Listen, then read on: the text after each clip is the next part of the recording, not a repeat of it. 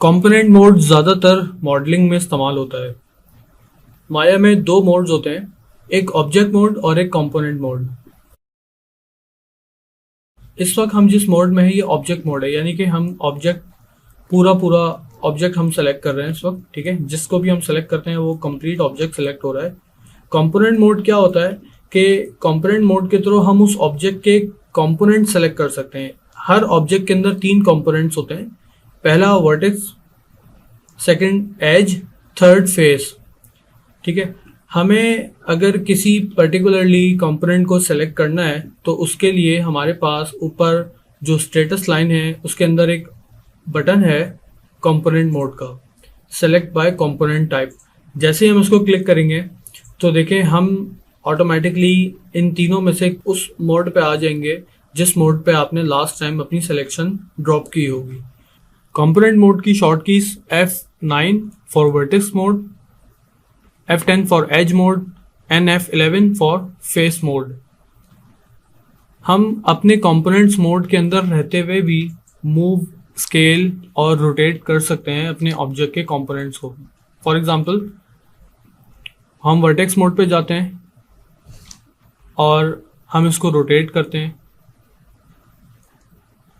Move tool लेते हैं, again हम इसको शेप आउट करते हैं, शेप चेंज करते हैं, देन अगेन मूव टूल, किसी भी एक्सिस के ऊपर आप इसको रोटेट कर लें, देन इसको स्केल कर लें।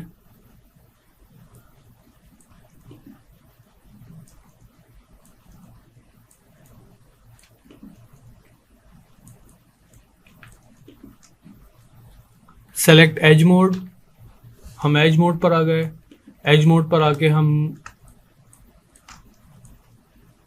रोटेट करते हैं, अगर हम रोटेट करना चाह रहे हैं कुछ, देन हम मूव करते हैं, इसको स्केल अप करते हैं।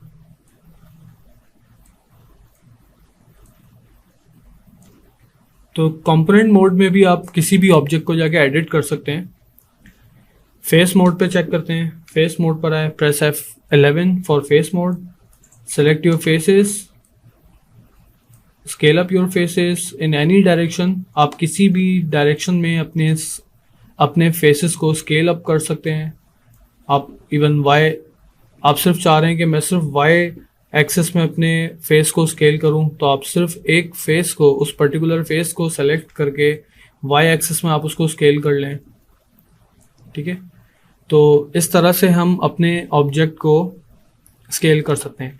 अब हमने अपने कंपोनेंट के अंदर रहते हुए अपने ऑब्जेक्ट को डिस्टॉर्ट कर दिया या हमने मॉडिफाई कर दिया।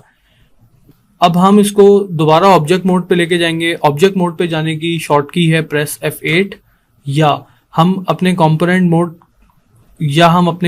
मोड के लेफ्ट हैंड पे आप देखेंगे कि सेलेक्ट बाय ऑब्जेक्ट टाइप। जब हम इसको क्लिक करेंगे तो देखेंगे कि ये अपने ऑब्जेक्ट मोड पर आ जाएगा। ठीक है, ऑब्जेक्ट मोड पर आ जाएगा तो उसके बाद आप इसको पूरे ऑब्जेक्ट को आप जब मूव करेंगे तो वो पूरा ऑब्जेक्ट मूव होगा, या स्केल करेंगे तो पूरा ऑब्जेक्ट स्केल होगा। ठीक है, तो इसी तरह से हम किसी भी ऑब्जेक्ट के कंपोनेंट को हम एडिट कर सकते हैं, मॉडिफाई कर सकते हैं। फॉर एग्जांपल,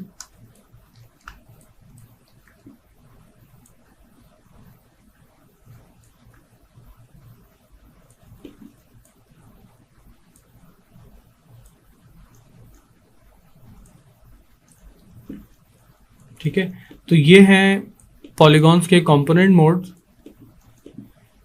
हम देखेंगे कि कंपोनेंट मोड की एक्सेसिंग कहाँ से फिजिबल है।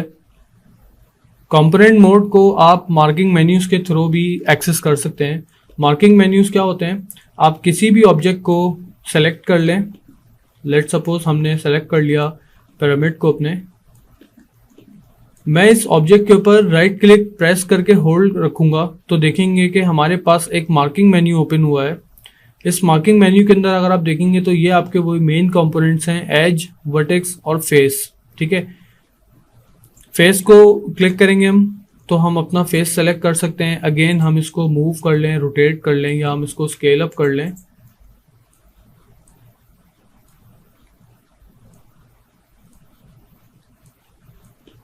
ठीक है, अगेन मार्किंग मेन्यू ओपन करते हैं, वर्टेक्स मोड पे आते हैं, आप अपने वर्टेक्स मल्टी सेलेक्ट कर सकते हैं शिफ्ट प्रेस करके, स्केल कर लें उसको। देन ऑब्जेक्ट मोड पर जाने के लिए अगेन मार्किंग मेन्यू ओपन करें, right click press and hold object mode. Then अपना ऑब्जेक्ट आप मूव कर सकते हैं, किसी भी प्लेस पे आप इसको ट्रांसलेट कर सकते हैं, मूव कर सकते हैं। सो ये हमारे कंपोनेंट मोड थे और मार्किंग मेन्यूज के थ्रू हमने देखा कि अपने कंपोनेंट मोड को कितनी आसानी से हम सेलेक्ट कर सकते हैं, ऑपरेट कर सकते हैं। नेक्स्ट लेक्चर में हम देखेंगे कि हॉटबॉक्स क्या होता है, हॉटबॉक्स के थ्रू हम क्या काम कर सकते हैं।